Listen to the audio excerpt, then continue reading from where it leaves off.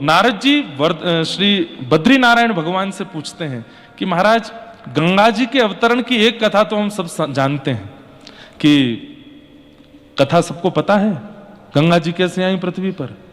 एक बड़ी प्रसिद्ध कथा है, वो पहले सुन लो, फिर अंतरंग कथा सुनाएंगे। प्रसिद्ध कथा ऐसे है कि सगर राजा हुए। क्या नाम था? सगर। सगर राजा, इन्होंने अश्वमेध यज्ञ किया और इनके यज्ञ के बाद में जो अश्व छोड़े जाते थे उसको इंद्र चुरा ले गए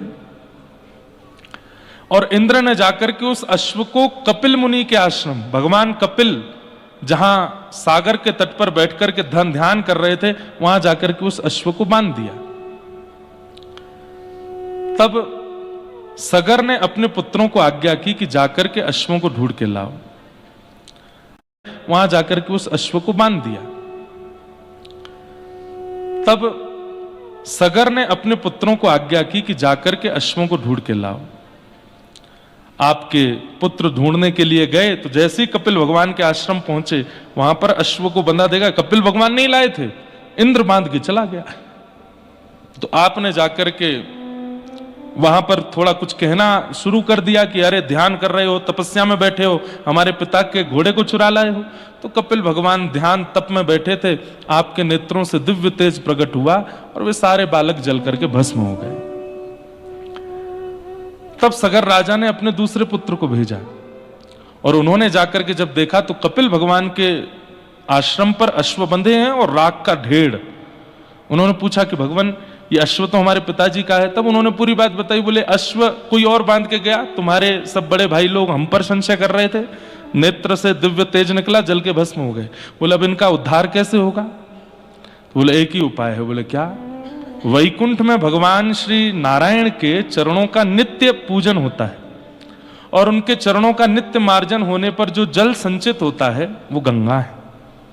यदि वे पृथ्वी पर आ जाएं तो भयंकर अपराध करने वाले मानवों का भी उनके स्पर्श से कल्याण हो जाएगा। तो आप जाकर के तप करो। तब सगर राजा के पुत्रों ने जाकर के हिमालय पर तप किया। प्रथम पुत्र के तप पर नहीं आए, दूसरे पुत्र के तप पर नहीं आए, तब तीसरे पुत्र श्री भगीरथ जी गए और उन्होंने जाकर के गंगा मैया से कहा कि मेरे पूरे पूर्वज निकल गए, आपको बुलाने में आप आती क्यों नहीं है? मां कुपुत्रो जायेत क्वचिदपि कुमाता न भवति। पुत्र को पुत्र होता है, मां कुमाता थोड़ी होती है। मां तो दयावंत होती है। आप आइए ना पृथ्वी पर। तब भगीरथ के इस वेदना से महादेव रुष्ट हो गए और महादेव ने कहा अरे गंगा, ये तुम्हें बुला रहे हैं, तुम जाती क्यों नहीं हो? तब गंगा जी बोली मैं पृथ्वी पर जाऊंगी, ये सारे दुष्ट लोग स्नान कर करके मुझे अपवित्र कर देंगे। तब महादेव ने कहा नहीं, आप मां हैं, दुष्ट जन स्नान करके अपवित्र करेंगे तो संत जन आकर के स्नान करके आपको पवित्र भी तो कर देंगे। केवल दुष्टों का ही स्नान थोड़ी होगा। भजनानंदी, इसीलिए भजन भी आवश्यक है। जब व्यक्ति नाम जप करके गंगा स्नान करने जाता है तो गंगा जी उसका स्वागत करती हैं। इतने सारे पापी नहा करके गए, कोई नाम जापी आ रहा है, कोई भगवत निष्ठ आ रहा है, कोई गुरु निष्ठ आ रहा है, इसके स्नान से मैं पवित्र हो जाऊंगी। इसलिए गंगा स्नान से पूर्व थोड़ा सा तप किया करो, थोड़ा भजन किया करो। आजकल लोग समझते ही नहीं है, भारतीय लोग, क्या बताएं हम। कूद पड़ते हैं, स्विमिंग पूल की तरह नहाते हैं गंगा जी में। अपराध है, भगवान का चरणामृत है वो। पहले तो कक्ष में स्नान करो, तिलक स्वरूप धारण करके बिल्कुल जैसे मंदिर जाते हैं वैसे जाओ। गंगा जी के तट पर बैठ के थोड़ा ध्यान करो, तप करो, भजन करो, नाम करो, उसके बाद गंगा जी में प्रवेश करो। गंगा जी भी आह्लादित हो जाएं आपको लेकर के, ऐसा। तब महादेव ने आज्ञा की कि नहीं, आप जाइए, आपको कल्याण करना होगा। तब विष्णुपति गंगा वैकुंठ से प्रकट होती हैं, तब ब्रह्मा जी उनको अपने कमंडल में लेते हैं। कमंडल से प्रकट होती हैं, तब महादेव उनको अपनी जटाओं में धारण करते हैं। महादेव की जटा ही हिमालय के अलग अलग शिखर हैं। तब कहीं से अलकनंदा, कहीं से भागीरथी, कहीं से जाह्नवी, आदि आदि रूपों में गंगा जी प्रकट होती हैं और देव प्रयाग में आकर के वह गंगा हो जाती हैं और आकर के पृथ्वी पर आगे आगे भगीरथ चल रहे हैं, पीछे पीछे गंगा भागीरथी चल रही हैं और श्री गंगा मैया भ्रमण करती हुई उत्तराखंड, उत्तर प्रदेश, बिहार, बंगाल की खाड़ियों से होती हुई श्री गंगा सागर में विराजमान होते। बोलो गंगा मैया की जय। ये गंगा मैया की प्रकट कथा है। अब अप्रकट कथा देवी भागवत में क्या है, बहुत सुंदर। नारद जी पूछ रहे हैं श्री बद्री नारायण भगवान से कि नाथ, आपके चरणों का नित्य अभिषेक होता है? बोले जी। वो अभिषेक जल गंगा बनकर के आ रहा है पृथ्वी पर? बोले हाँ।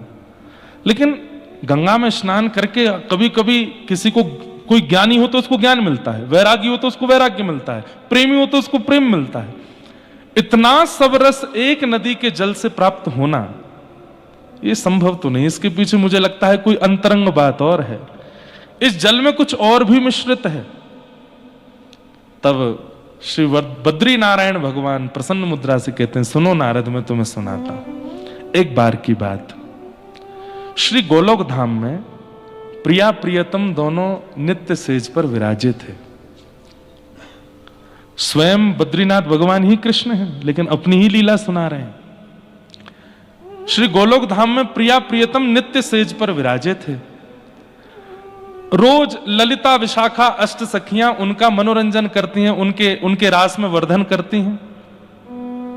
लेकिन आज सब देवताओं ने जाकर के महादेव से कहा कि हमको यह सौभाग्य मिले कि हम गोलोक धाम में जाके हम वीणा बजावें, हम मृदंग बजावें, हम मंजीरा बजावें, हम गावें और श्री प्रिया प्रियतम रास करें।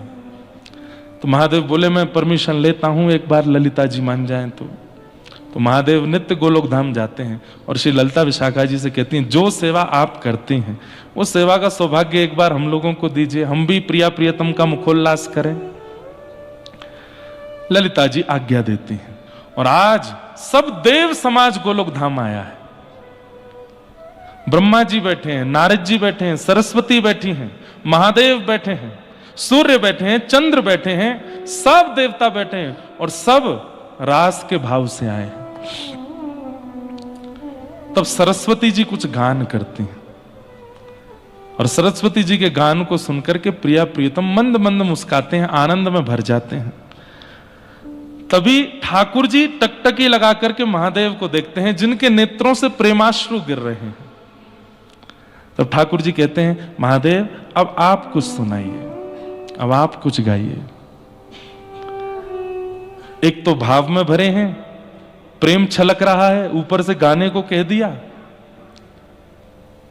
तब महादेव वीणा लेकर के गाना प्रारंभ करते हैं और ऐसा गायन करते हैं कि अभी तक सबके गायन में प्रिया प्रियतम केवल बैठे हैं, मंद मंद मुस्का रहे हैं, ताल दे रहे हैं, वाह वाह कर रहे हैं। लेकिन महादेव ने जैसे स्वर छेड़ा है, प्रिया प्रियतम अपने सेज से उठ पड़े और उठ करके नृत्य करने लगे। पहले धीमा नृत्य, फिर थोड़ी गति बदली, फिर थोड़ी गति तीव्र हुई।